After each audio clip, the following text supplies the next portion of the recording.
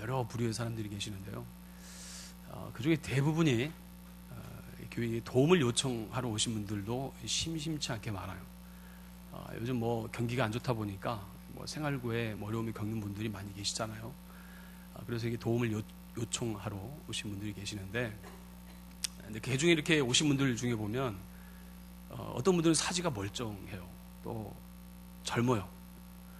그런데 그렇게 도움을 요청하러 오는 사람들이 있어요. 그리고 어떤 분들을 보면 술에 진탕 찌들려가지고 한 반 취해가지고 교회를 찾아옵니다. 도움을 요청을 해요. 근데 그런 분들은 도움을 주기가 쉽지 않습니다. 왜냐하면 도움을 줘도 그 돈 가지고 또 가서 술 마시러 가거든요. 그래서 그런 분들은 돕지는 않습니다. 하지만 이 어떤 분들은 정말 어렵게 사신 분들도 많이 있어요. 하루아침에 말 그대로 풍지박살이 나가지고 가정이 파탄 나서 어렵게 어려움을 겪은 분도 계시고, 그래서 도움을 요청하러 오는 분들도 계십니다.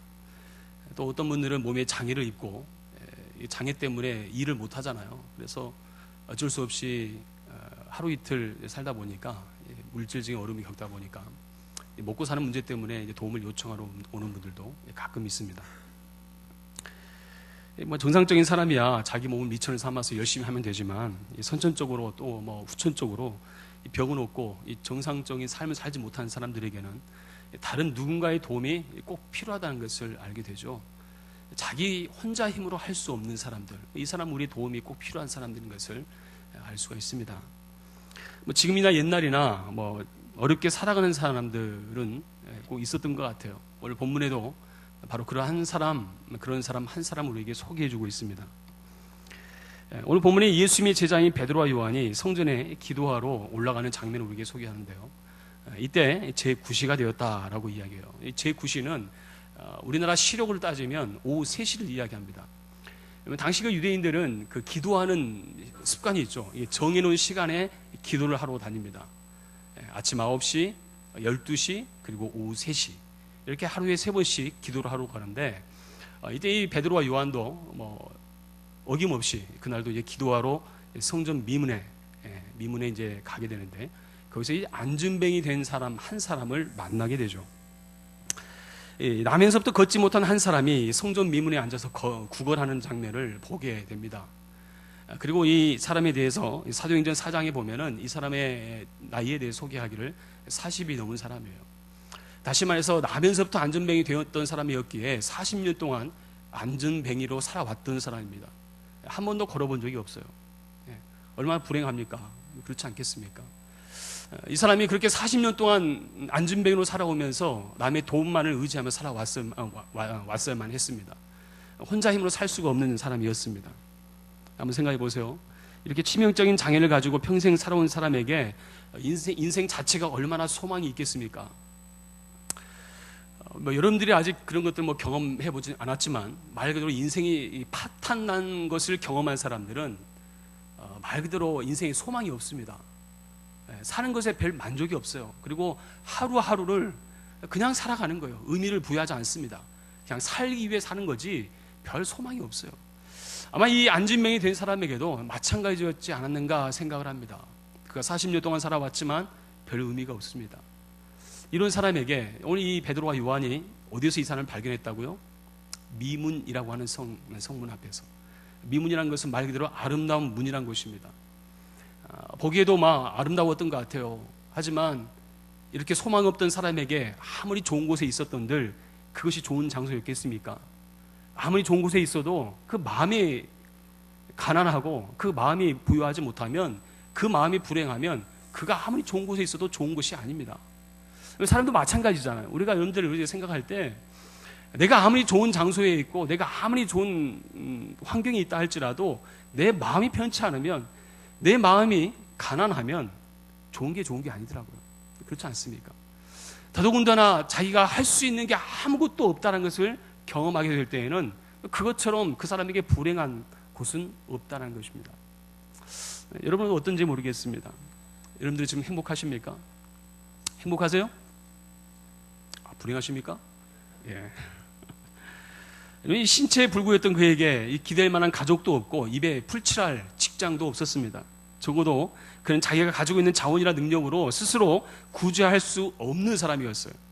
단순히 누군가의 손길을 기다리고 있는 사람이었습니다. 오늘 이처럼 불쌍한 사람이 가장 필요로 하는 것이 있었다면 무엇이 필요할까요?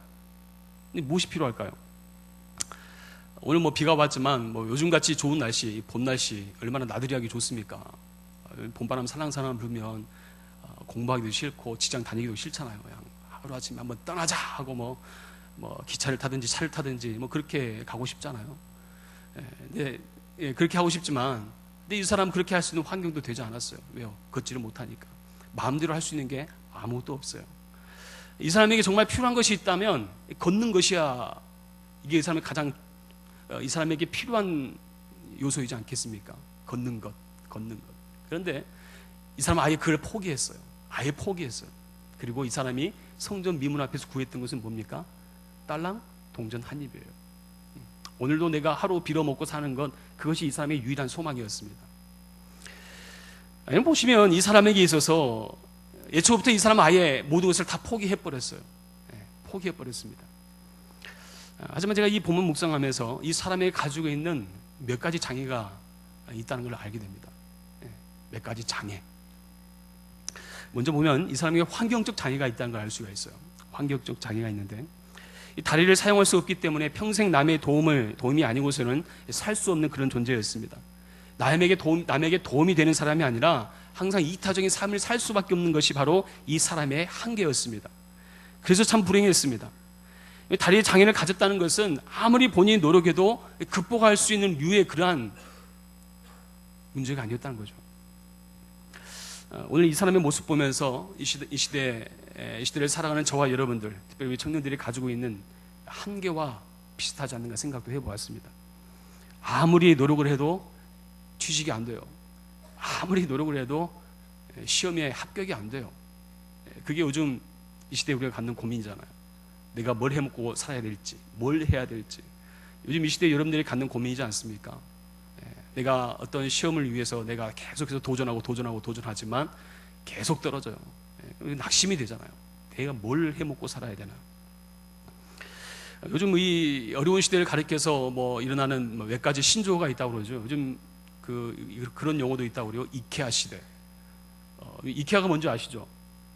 제가 어떤 특정 상품을 광고하려는 건 아니고 이케아가 어느 나라 제품이죠? 스웨덴. 가구 이름이잖아요. 가구 이름. 이 가구 이름인데 요즘 젊은 세대를 가리켜서 이케아 세대라고 이야기한다고 그래요. 왜 그럴까요? 왜냐하면 이렇게 표현을 하더라고요. 이케아 세대는 각종 자격증, 어학연수 등 이 시대에 빠지지 않는 능력을 갖췄는데 이 기업의 낮은 임금으로 단기간 고용되는 이 사람이 이케아 세대라. 그러니까 실속이 있어요. 능력이 있어요. 근데 정작 그 능력만큼의 대우를 못 받아요. 그렇다는 거죠. 이케아 가구가 얼마나 실용적입니까? 좋잖아요. 보기도 좋고 너무 좋다는 거죠. 사람들이 왜 인기가 있어요? 싸니까. 여러분들 싼 맛에 팔리는 거예요. 여러분들이 인생이 이케아 세대라는 거예요. 얼마나 비참합니까? 또 이런 표현이 있습니다. 빨대족. 높은 실업률에 30대 이후에도 부모의 경제적 지원을 받는 사람들. 죄송합니다. 여러분들 비하하기 위해서 하는 말씀이 아니에요. 요즘 그런 말이 있다는 거예요. 빨대족. 부모의 등골을 쪽쪽 빨아먹는 사람들이 본의 아니게 그렇게 살아가온 사람들이 있다는 거죠. 왜? 취업이 안 되니까. 옛날 3포 세대 진작 나왔던 말이죠. 뭐뭐 포기해요? 3포. 취업 포기하고, 결혼도 포기하고, 연애도 포기하고, 그렇잖아요. 출산 포기? 출산 포기인가요? 그렇죠. 그게 2개 더 늘었대요. 5포 세대래요, 요즘은 또. 뭔지 알아요? 내 집 마련 포기하고, 대인관계 포기한대요. 돈이 없으니까. 돈이 없으니까 관계가 안 돼요. 여러분 나중에 부모님 세대에 보면요, 가만히 보니까 부모님 세대 중에 우리 장년부들이 신방하다 보니까 부모님들이 한 가지 덧붙여 부탁하지만 직장 다니시면 부모님들이 용돈 꼭 잘 드리세요. 부모님들이 이게 수중에 돈이 없잖아요. 주변에 사람을 안 만나요. 여러분 부모님들이 만약에 집에 가만히 계신다 그러면 돈이 없으면 마음이 가난해가지고 관계하기를 꺼려해요. 근데 이 5% 안에 젊은 사람들도 돈이 없으면 집에 처박혀 있더라고요. 그렇잖아요. 이 장애물 때문에, 현실적인 장애물 때문에 살아갈 의미를, 또 의지를 갖지 않는다는 거죠. 이 환경적인 장애를 가지고 있다는 것입니다. 두 번째, 영적 장애가 있습니다. 이 사람에게 영적 장애가 있어요. 레위기 21장 16절 24절, 신명기 15장 21절 말씀 보면은 이 모세의 율법에는 그 희생 제물로 다리를 절거나 흠이 있는 동물을 드리는 것, 그리고 다리를 절거나 또 다른 불구를 가지고 있는 다른 제사장들이 성전에서 제사 드리는 것을 금하고 있습니다. 다시 말해서 불구인 제물과, 그리고 제사장들도 몸에 이상이 있다면 그들이 직접 하나님 앞에 나아갈 수가 없어요. 제물로 못 드리고 나아갈 수도 없어요. 이 율법은 이 제사장 사회에서뿐만 아니라 이스라엘 전반에 거쳐서 이 장애인들에 대한 편견이 굉장히 심했습니다. 그래서 장애를 가지고 있다 그러면 이 사람들을 마치 죽은 개와 같이 취급을 해요. 사는 사람이 아니라 개 취급을 하는 시대가 당시 이 시대의 모습이었습니다. 그래서 이 장애를 가지고 있다 그러면 그 사람들이 무능하고 비열하고 가치 없는 존재로 여겼던 시대가 이 당시의 모습이었어요. 그래서 이 장애를 가지고 있으면 더더군다나 이들이 성전에는 들어가는 것은 물론 안 됐습니다. 성전에 아예 못 들어가요. 그래서 오늘 이 사람, 오늘 본문 말씀 보면은 오늘 이 안진뱅이가 성전 미문 앞에서 구걸하는 것도 마찬가지 맥락이에요. 이 사람이 성전에 못 들어가기 때문에 성전 문 앞에서 항상 구걸하는 것이 그가 할 수 있는 전부였다는 거예요. 예배를 드리고 싶어도 못 드리는 거예요. 이게 이 사람의 한계였다는 것입니다. 당시 많은 사람들에게 하나님의 선택함, 하나님의 택함에서 벗어나고 저주받은 인생이라고 취급을 했다는 것입니다. 예전 우리나라 의료 기술이 발달하기 이전에 이 한센병, 문둥병이라고 이야기하지 않습니까? 이 한센병에 걸리면 사람이 자기가 살던 그 동네, 그리고 심지어는 가족들로부터 버림을 받는 그런 사람들이 있었습니다. 말 그대로 이 병에 걸리면 이 저주받은 질병으로 많은 사람들이 이 사람들을 외면했습니다. 사람으로 여기지 않았어요. 물론 이 교회도 마찬가지였습니다. 이 사람들이 교회에 다니는 곳도 따로 있었어요.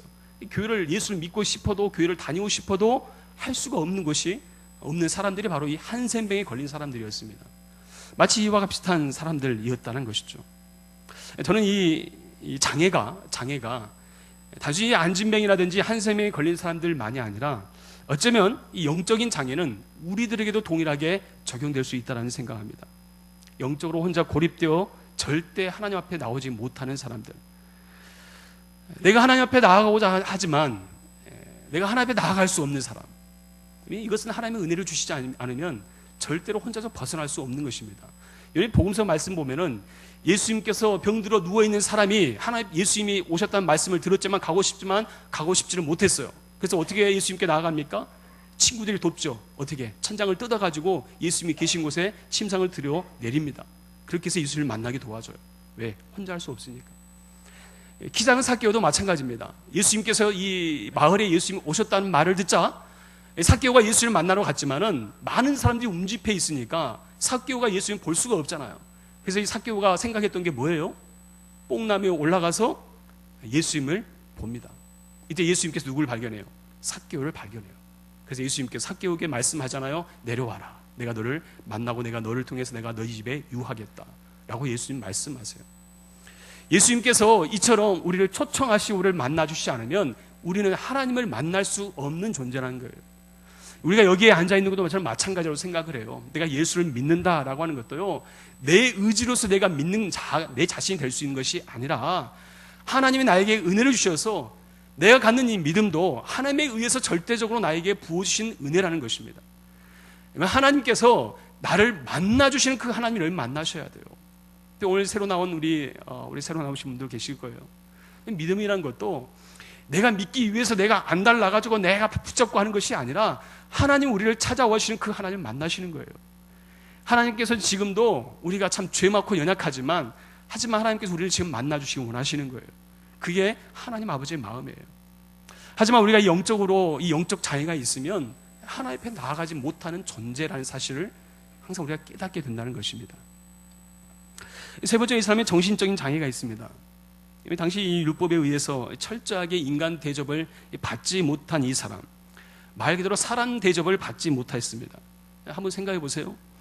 만나는 사람들마다 그를 회피하고 경멸하는 대상이라면 어느 누구도 자신의 존재감에 대해서 가치 있게 여기는 사람은 없을 것입니다. 모든 사람이 그래 왔듯이 자신 역시 이 세상에 살아가는 것을 포기하고 살아가는지도 모르겠어요. 왜냐하면 많은 사람들에 의해서 자신은 가치 없다라고 스스로가 인정하기 때문에 그렇습니다. 아마 이 사람도 그랬을 것 같아요. 스스로 포기합니다. 스스로 자기를 고립시켜요. 더 이상 누구와 내가 관계하고 싶지도 않습니다. 이런 사람 철저하게 다른 사람들과의 관계도 외면합니다. 제가 전에 사역했던 교회에서 한번 이런 일이 있었어요. 어느 권사님의 아들인데 이 아들이 미국에서 그 박사 과정을 다 마쳤어요. 엘리트 코스를 다 거쳤습니다. 공부도 잘했고 능력이 있었어요. 미국에서 공부를 다 마치고 이제 미국에서 직장 생활을 하다가 이제 한국에 들어오게 되었습니다. 한국에 들어왔는데 근데 이 아들이 무슨 일이 있었는지 도대체 말은 해주지 않아요. 그런데 귀국하자마자 집에 딱 들어오더니 그때부터 집 밖을 나가질 않는 거예요. 나이가 40이 넘었었거든요. 결혼하지 않았는데 40이 넘었는데도 제가 사역하면서 몇 년이 됐는데도 집 밖을 안 나와요. 집 밖을 안 나와요. 사람 만나지를 않아요. 절대 아무도 만나지 않아요. 그래서 그 권사님이 추측컨대 아마 미국에서 무슨 일이 있었던 것 같아요. 상처 아니면 어떤 사건이 있었는데 그것 때문에 이 사람의 마음을 확 닫더니 부모하고도 대화를 하지 않아요. 방에 딱 처박혀가지고 아예 문 밖에를 나오지 않더라는 거예요. 사람이 정신적으로 고립되면 그렇게 되더라고요. 우리가 보통 은둔형 외톨이라고 이야기하지 않습니까? 다시 말해 자기가 살아갈 힘을 잃어버리고 어떤 상처가 생기면 자기가 그것을 벗어날 수 있는 의지가 없어지더라는 거죠.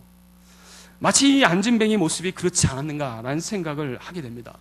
안진뱅이 역시 자기 스스로가 뭔가를 해볼 수 있는 능력도 의지도 없습니다. 마음 가운데 그런 마음의 여력도 없었다는 거예요. 자, 이런 안진뱅이가 매일 구했던 것이 뭐라고요? 뭘 구했습니까?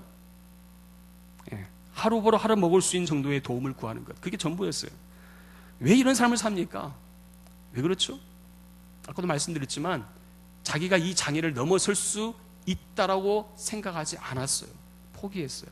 나는 이런 운명이야. 나는 이런 운명이야. 스스로가 포기했습니다.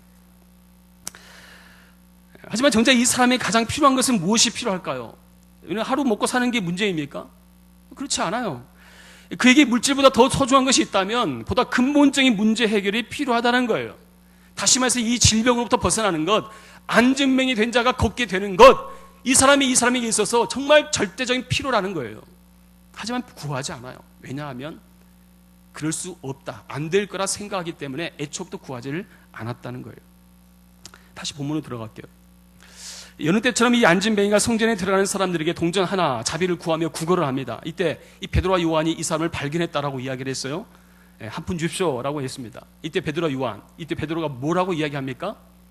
4절 말씀에 4절 말씀 같이 한번 읽겠습니다. 4절입니다. 시작. 아멘. 베드로가 요한과 더불어 주목하여 이르되, 자, 베드로가 요한하고 같이 이 지금 안진뱅이를 보았어요. 그리고 뭐라고 이야기합니까? 우리를 보라. 우리를 보아라. 어쩌면 이 베드로와 요한은, 아니 이 베드로는 확신에 찬 말로 그 사람에게 이야기합니다. 여기 봐. 여기 봐. 우리를 봐. 이때 이 사람은 무엇을 기대했을까요? 뭘 기대하죠?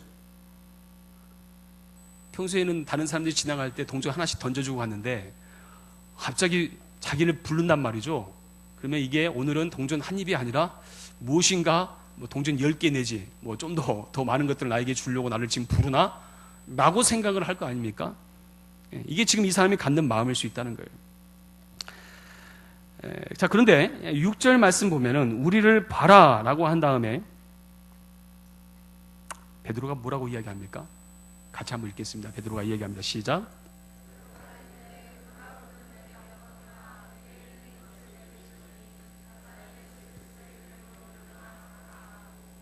아멘. 여러분 생각해 보세요. 아까도 얘기했지만 이렇게 그런 기대치를 가지고 있는 이 사람에게 야, 우리 봐봐 라고 했으면 그 사람의 필요를 줘야 되잖아요. 자, 받아. 이거 먹고 하루가 아니라 이틀 아니면 일주일을 갖다가 네가 먹고 사는데 보태 써라 라고 돈을 주면 참 좋잖아요. 딱 불러놓고 갑자기 하는 말이 뭐예요? 금과 은은 내게 없다. 야, 지금 너 줄 거 없어. 너가 원하는 거 돈인데 나는 지금 돈 없다? 이 말이에요. 얼마나 허망합니까? 그렇지 않겠어요? 자, 그런데 이 베드로와 요한이 이야기할 때 정말 이 돈이 없어서일까? 보통 학자들이 그런 이야기를 합니다. 오늘 이 사도행전 3장 말씀 바로 직전에 사도행전 2장 42절로 47절 말씀 보면은 이때 어떤 일들이 있었냐면 이 사도들이 가르침을 받아서 서로 교제하고 떡을 떼고 기도하는데 이때 모든 재산과 소유를 팔아서 각 사람의 필요를 나눠주었다라고 이야기해요. 다시 말해서 이 베드로와 요한에게 이런 필요를 서로에게 채울 때에 아마 이 베드로와 요한에게도 이 선교를 위해서 당시 초대교회에 있는 사람들이 베드로와 요한에게 헌금을 주었을 것이다라고 학자들이 이야기를 해요. 다시 말해서 베드로와 요한에게 금과 은이 없었던 게 아니라 아마 돈이 있었을 거다 이야기를 합니다. 여기서 중요한 것은 베드로가 이 돈을 주는 것이 아까워서가 아니라 정말 무엇을 주고자 하는 그 목적이 있다는 거죠. 자, 보라고 한 다음에 베드로와 요한이 무엇을 이야기하는가? 아마 이 베드로의 마음 가운데 베드로가 우리를 봐라고 했을 때 저는 이 부분에서 오늘 주님께서 우리에게 주시는 하나님의 음성이 이렇게 주지 않는가 생각을 해요. 우리를 봐라. 우리에게는 너에게 줄 돈이 없다. 그러나 다른 것이 있다. 돈과는 비교할 수 없는 것이 있다. 바로 예수 그리스도의 이름이다. 우리를 가득 채우고 있는 것이 있는데 바로 예수 그리스도다. 우리를 가득 채우고 있는 예수님 때문에 돈이 비집고 들어올 틈이 없다. 예수님 때문에 나는 충분하다. 예수님만으로 나는 만족하다. 라고 하는 것이 베드로가 이 사람을 향해서 우리를 봐라라고 했을 때 그 말 안에 이 모든 것을 포함하고 있다는 거예요. 예수 그리스도의 이름이 능력이다. 그래서 6절 말씀은 뭐라고 이야기해요? 은과 금은 내게 없다. 하지만 내게 있는 것을 내가 너에게 주겠다. 나에게 있는 것이 하나 있는데 그것이 곧 뭐라고요? 바로 나사렛 예수 그리스도 이름으로 걸으라. 예수 그리스도 이름으로 걸으라. 지금 베드로는 바로 이 안진뱅이에게 무엇을 주고자 하는 것입니까? 예수 그리스도를 주고자 하는 거예요.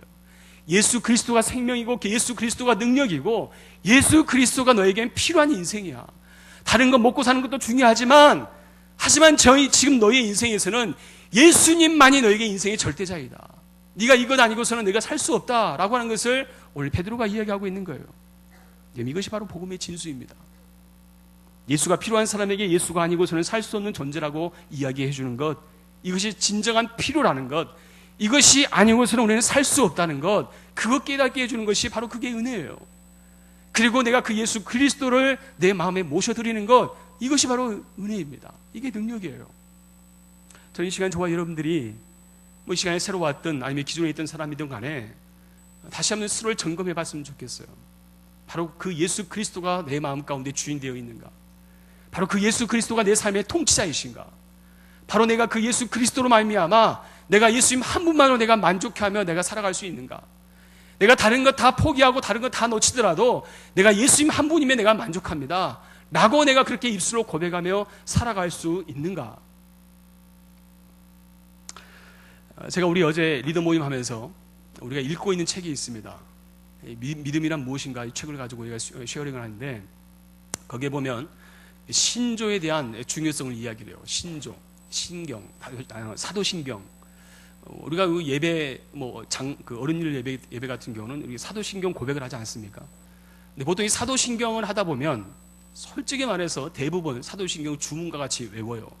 그냥 하니까 따라서 해요. 그냥 아무 생각 없이.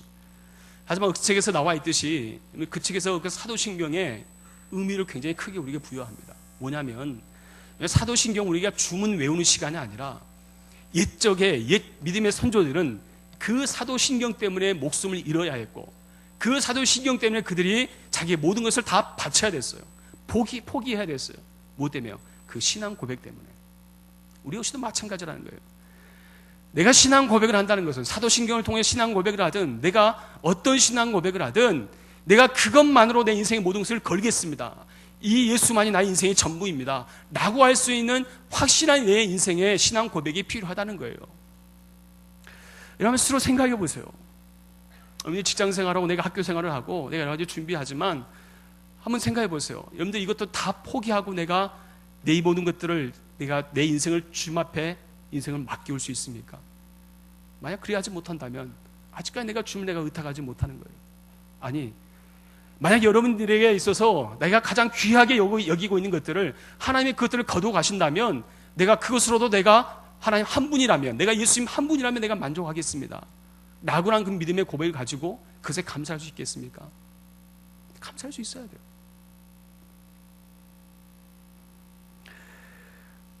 제가 이 오늘 저녁에 저녁 예배 설교 준비하다가 갑자기 오래전에 봤던 그 다큐가 있었어요. 그 용서와 관련되어서 혹시 유영철 아십니까? 유영철. 여기 옆집에 사는 동네 형 말고요. 유영철이라고 하는 연쇄 살인범이 있었어요. 이 사람이 무려 20명의 사람들을 연쇄 살인 다 그 집에 몰래 들어가서 사람들을 죽이고 막 그런 일들이 있었습니다. 근데 그 중에 이 한 가정에 이 사람이 들어가 가지고 어떤 일을 했냐면 한 가정에 들어가서 거기에서 그 집에 그러니까 남편은 이제 직장이 있었고 근데 그 틈에 이제 들어갔는데 그 집에 들어가 가지고 그 남편의 아내 그리고 아들 큰 아들 그리고 노모 어머니까지 칼로 다 죽여버렸어요. 그래서 이 사람이 퇴근하고 집에 딱 들어갔는데 물려고 딱 들어갔는데 여러분 그 광경을 한번 생각해 보세요. 예, 피가 막 낭자되어서 다 죽어 있는 거예요. 이건 뭐 도저히 뭐 이루 말할 수 없는 일이잖아요. 이 사람이 막 이성을 잃어버렸습니다 순간. 그래가지고 그 사건 이후에 막 정신없이 살았어요. 하루에도 한강대교를 몇 번이나 찾아갔대요. 죽으려고 갔다가 다시 돌아오고 갔다가 돌아오고 미친 사람처럼 산 거예요. 삶의 의미가 없었습니다. 그런데 그 와중에 이 사람이 은혜 가운데 예수를 믿게 됐어요. 예수를 믿게 됐어요. 예수를 믿으면서 이 사람이 어떤 은혜를 경험하게 되냐면 하나님이 당신을 사랑하신다라고 하는 하나님이 자신을 사랑하신다는 놀라운 은혜를 경험하게 돼요. 사람이 정말 이 큰 은혜를 경험하면 말 그대로 원수가 사랑이 돼요. 이 사람이 이걸 경험한 거예요. 그래가지고 이 사람이 어떻게 결정을 하냐면 그 유영철을 용서하기로 결정을 해요. 그래서 편지를 씁니다. 내가 너를 용서하겠다.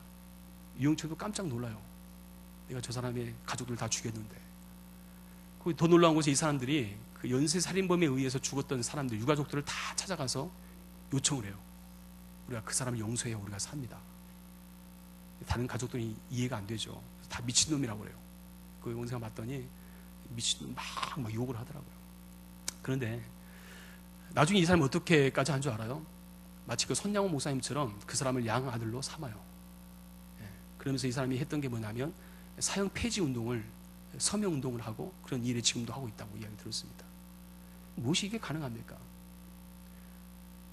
예수님 만나면 비록 사랑하는 가정이 이렇다 할지라도 우리가 인간적 생각으로 그게 가능하지 않는다고 생각하겠지만은 하지만 내가 예수님 만난 인생은 그 삶의 진정한 가치를 발견하는 사람은 내가 그것이 무엇이 중요한지를 알게 된다는 거예요.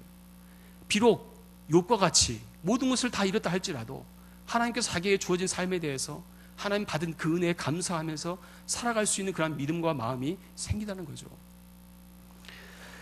어쩌면 이 안진뱅이가 바로 그 예수를 만난 거예요. 바로 그 예수를 만난 거예요. 이거보다 더 가치 있는 이 무엇이 있겠습니까? 가치 있는 만남이 어디 있겠어요? 환경적인 장애이든 영적인 장애이든 정신적인 장애이든 이 모든 장애는 무엇을 통해서만 이것을 벗어날 수 있다고요? 무엇을 통해서만? 바로 예수 그리스도를 통해서만이. 예수 그리스도를 통해서만이 이것을 극복할 수 있다는 것을 우리에게 말씀해주고 있다는 것입니다. 아직까지 이 장애에서 벗어나지 못한 사람이 있습니까? 다시 한번 예수 그리스도 이름으로 일어날 수 있는 저와 여러분 될 수 있기를 바랍니다. 선포하십시오. 나에게 있는 모든 장애는 예수 그리스도로 말미암아 떠나갈지어다. 선포하십시오. 이게 능력입니다. 이게 능력이에요. 바로 이 안진뱅이에게 예수 그리스도가 그에게 임할 때에 어떤 역사가 일어납니까? 7절과 8절이죠. 7절 8절 같이 한번 읽겠습니다. 7절입니다. 시작. 오른손을 잡아 일으키니 발과 발목이 곧 힘을 얻고 뛰어서서 걸으며 그들과 함께 성전으로 들어가면서 걷기도 하고 뛰기도 하며 하나님을 찬송하니. 자, 베드로가 이야기했죠. 예수 그리스도 이름으로 걸으라 하고 오른손을 잡아 일으켰어요. 이때 이 사람의 발과 발목이 힘을 얻고 일어나게 됩니다. 그리고 어떻게 됐습니까? 놀라운 일을 경험하잖아요. 성전에 들어가서 난리가 났습니다. 내가 걷게 되었다. 내가 예수를 만났다. 증거하는 거죠. 이 안진뱅이가 경험한 이 사건이 얼마나 놀라운 사건인지 아십니까? 엄청난 사건이에요. 여러분, 이 안진뱅이가 걷게 되었다는 것, 그것도 성전 앞에서 걷게 되었다는 것은 여러분, 당시 유대인들에게 있어서 유대인들이 생각할 때 메시아가 도래하게 될 시점에 어떤 사건이 예언된다라고 하는 것이 구약에 예언된 말씀이 있어요. 시편 이사야서 35장 6절 말씀에 이렇게 이야기해요. 그때 저는 자는 사슴같이 될 것이며 말 못하는 자의 혀는 노래하리니 이는 광야에서 물이 솟겠고 사막에서 시내가 흐를 것임이라.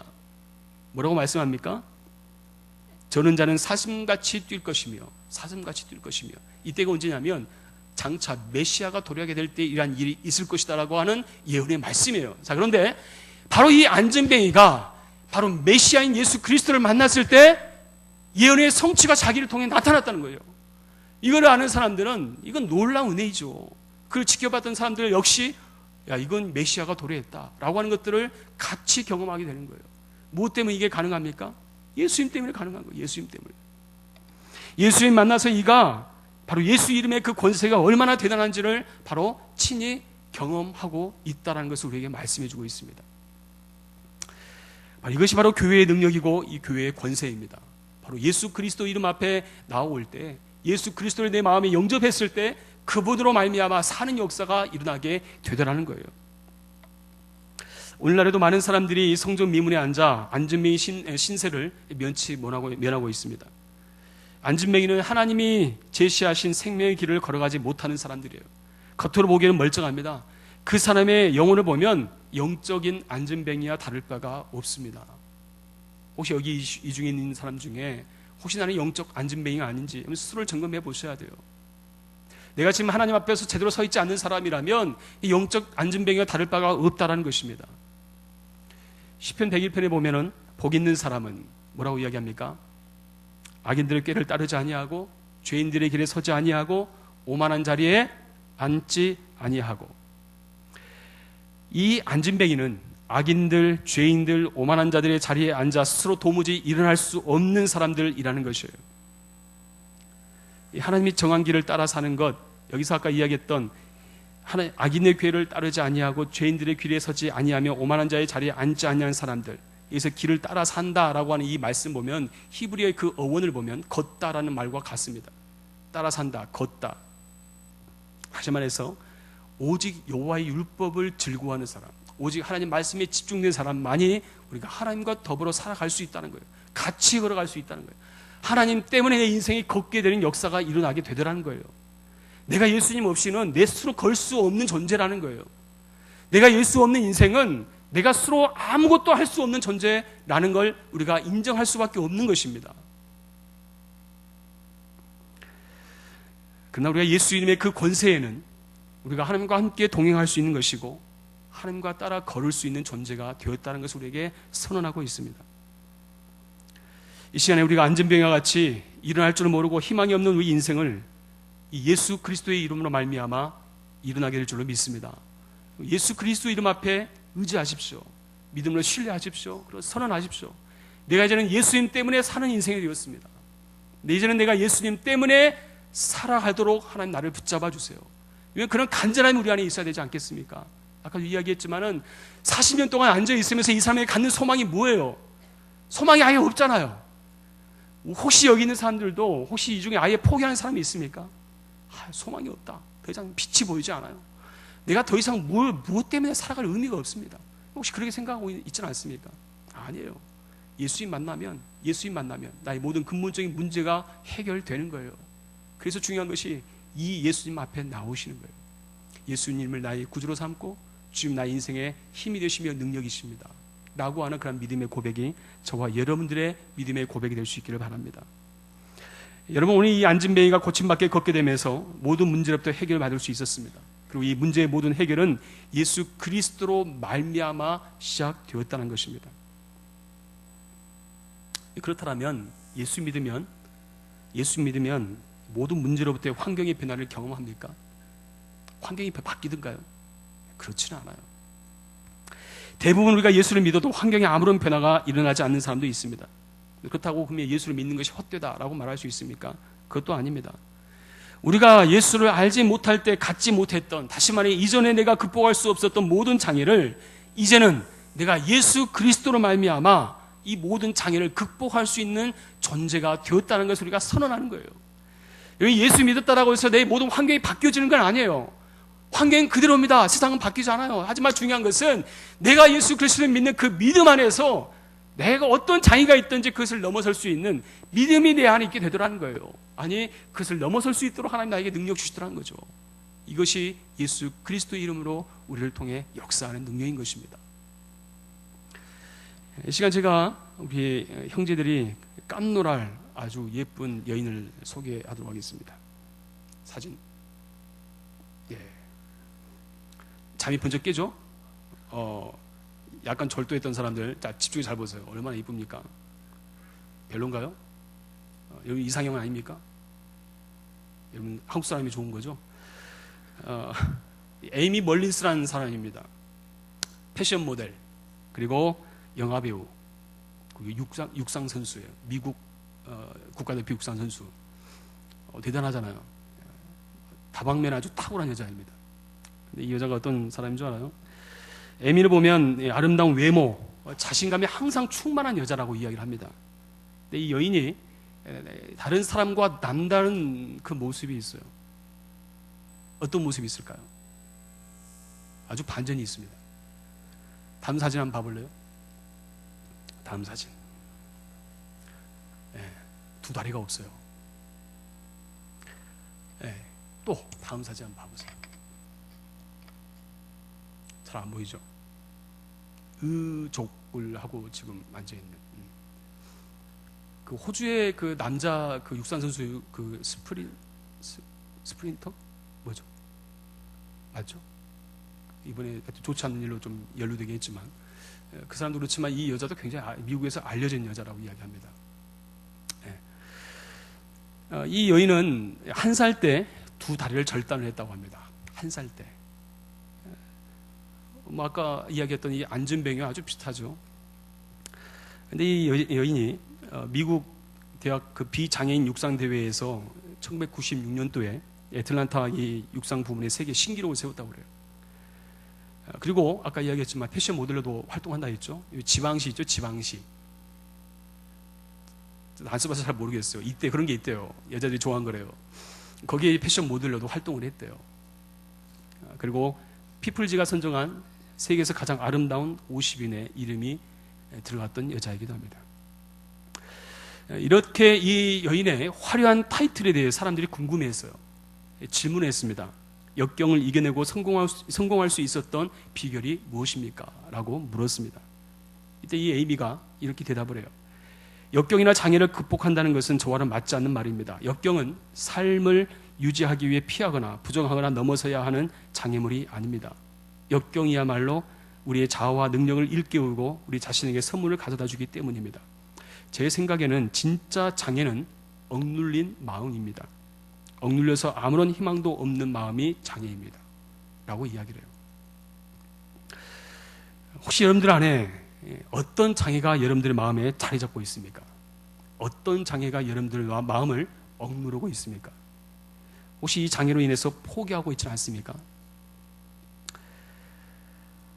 말씀을 맺겠는데요. 이 시대는 우리로 하여금 많은 장애 또 많은 한계에 다다른 시대에 살고 있습니다.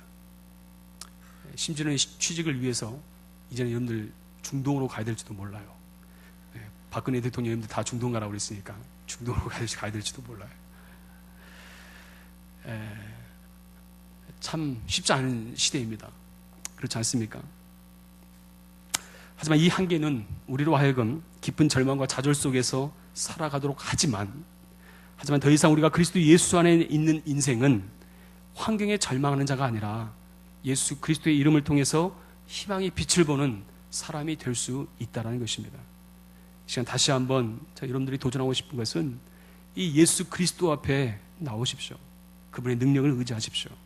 내 능력이 아니라 내가 가지고 있는 자원이 아니라 바로 내가 예수 그리스도를 통해서 얻어지는 것들을 내가 가지고 살아갈 수 있는 그런 존재가 되십시오. 그래야만 우리 인생에 소망이 있는 것이고 희망이 있는 것입니다. 이러한 삶을 살아갈 수 있는 저와 여러분 될 수 있기를 주님의 이름으로 축원합니다. 우리 같이 찬양하시죠. 우리 찬양하면서 주신 말씀 붙잡고 같이 한번 기도했으면 좋겠습니다. 예수의 이름으로 나는 일어서리라 우리 찬양할 텐데요. 고백합시다. 예수의 이름으로 나는